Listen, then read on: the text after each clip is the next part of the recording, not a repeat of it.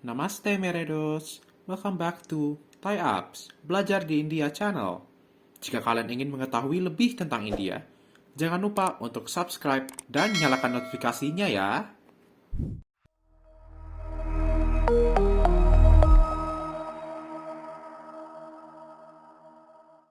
Namaste Meredos, pada hari ini kita akan ada interview lagi nih dengan seorang guru TIK yang pernah ke India untuk belajar di sana. Perkenalkan Ibu Herlina, dan kita akan mendengarkan pengalaman beliau selama di India. Silahkan Ibu Herlina. Perkenalkan, nama saya Herlina dari SMA Negeri 1 Sungai Raya, Kalimantan Barat. Guru komputer di SMA tersebut sejak tahun 2019. Apa yang Ibu ketahui tentang India sebelum ke India? Sebelum ke India, pandangan saya sama ya, saudara-saudara, teman-teman sekalian, seperti pandangan orang Indonesia pada umumnya tentang India ya, negara yang ramai banget penduduknya, negara yang miskin, kumuh gitu loh, seperti itu sih. Dan menurut saya juga banyak komen-komen negatif ya waktu sebelum kesananya ya, yang ada di kepala itu yang kayaknya benar nggak sih negaranya kayak gitu loh, karena melihat banyak tayangan-tayangan juga yang membuat kita ngerasa oh seperti itu gitu loh. Ya banyak stigma negatifnya sih ya, kayak misalnya yang jorok ya, terus ya Bapak Ibu tahu lah ya, kayaknya kalau misalnya membahas India tuh ya kayaknya kumuh, kemudian tingkat kejahatan tinggi, terus ya masyarakatnya cenderung masih kurang terpelajar, seperti itu sih. Bagaimana pandangan Ibu tentang India setelah beberapa hari di India? Jelas pandangan saya banyak berubah ya Bapak Ibu sekalian ya setelah saya nyampe ke India, karena ternyata ditampilkan ke sana juga ternyata tidak seperti itu gambarannya. Ternyata banyak juga tempat menarik dan bersih banget yang bisa kita kunjungi, masyarakatnya juga sebenarnya cukup teratur ya, kecuali masalah lalu lintas ya kalau menurut saya. Kalau yang lainnya kayaknya mereka cukup sabar mengantri, terus juga bisa menerima masyarakat yang datang ke India sih. Jadi totally kaget sebenarnya saya ngelihat India setelah saya kesananya. Bagaimana pengalaman Ibu selama di India? Selama sebulan saya ke sana, saya cukup tertarik sebenarnya sama makanan karena banyak makanan-makanan baru yang nggak saya kenal yang saya coba gitu kan. Terus sana saya juga ngerasain kalau kasta sih saya nggak nemuin langsung sih istilahnya gitu ya.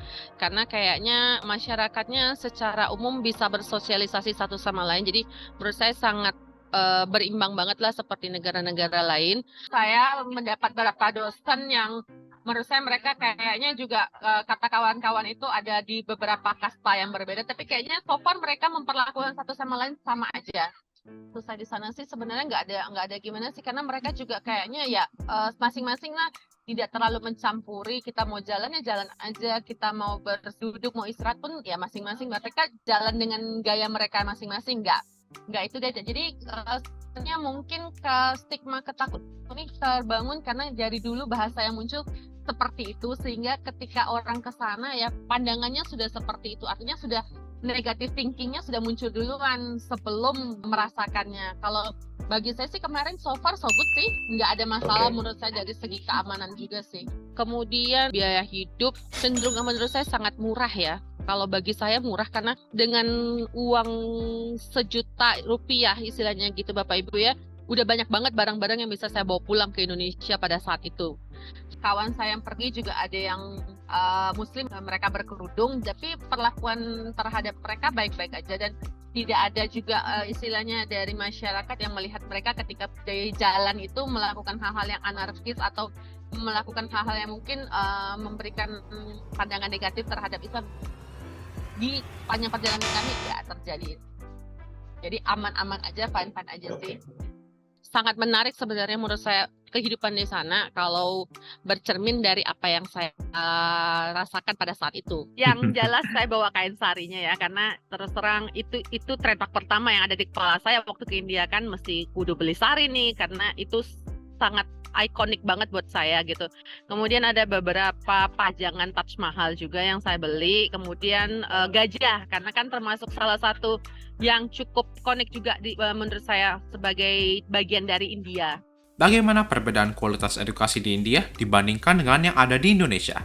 Wah, kalau bercermin dengan pendidikan ya Bapak Ibu sekalian, saya agak kaget juga sebenarnya. Karena dalam pikiran pertama saya itu kan karena mereka tidak terlalu terkesan negara yang maju gitu kan, termasuk negara miskin, berarti kan otomatis pikirannya ya pendidikannya mungkin masih di bawah Indonesia. Tapi begitu saya ke sana, saya cukup kaget karena ternyata mereka justru pendidikannya di atas Indonesia, terutama kemajuan teknologi ya, itu jelas di atas Indonesia banget gitu loh. Karena mereka ternyata untuk siswa SMA-nya aja sudah masuk untuk pembuatan program untuk bikin robot dan sebagainya. Sedangkan kita di sini belum sampai ke sana. Sebagian besar ya, kita nggak bisa bercermin secara khusus ya, tapi kita ngelihat secara global seperti itu. Jadi memang cukup surprise buat saya sih untuk tingkat pendidikannya. Jelas jauh banget, masih agak susah untuk kita kejar lah kalau dalam bidang teknologinya ya. Apa yang menurut Ibu bagus tentang sistem edukasinya India? Banyak banget ya, terutama kalau menurut saya tentang bagaimana mereka menghargai kebudayaan dan juga menghargai agama mereka. Jadi mereka sangat, apa ya, kayak model bukan kewajiban sih, tapi kayak udah suatu keharusan untuk mengimplementasikan, misalnya di setiap pagi mereka harus sembahyang. Walaupun menurut saya di Indonesia juga seperti itu, tapi kayaknya mereka lebih kuat lagi gitu loh dalam mengimplementasikan agama. Kemudian di bidang teknologi juga mereka cenderung udah step-stepnya itu ada gitu. Jadi dari kelas 1 SD-nya mereka targetnya apa, kelas 2, kelas 3, sampai mereka di SMA juga udah ada target-target yang harus dicapai gitu. Jadi menurut saya itu termasuk yang bisa kita tiru sebenarnya untuk Indonesia. Yang jelas mereka punya patokan itu istilahnya hanya oke, ini materi ini targetnya, misalnya siswa bisa sampai ke sini Bapak Ibu, maksudnya bisa sampai ke target A. Jadi terserah bagaimana sekolah menjabarkan targetnya, itu yang jelas bisa sampai ke target A-nya. Apa yang dapat diekspektasi oleh mahasiswa Indonesia ketika mereka ingin ke India?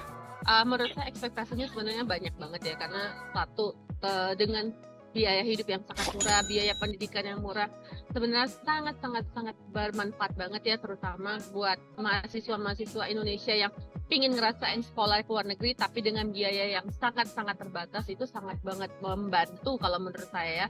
Sehingga Bapak Ibu tuh nggak terlalu berat di ongkos, tapi anak-anak punya tingkat pendidikan yang lumayan bagus yang bisa, menurut saya bisa disetarakan dengan negara-negara maju lainnya. Bagaimana overall experience Ibu di India?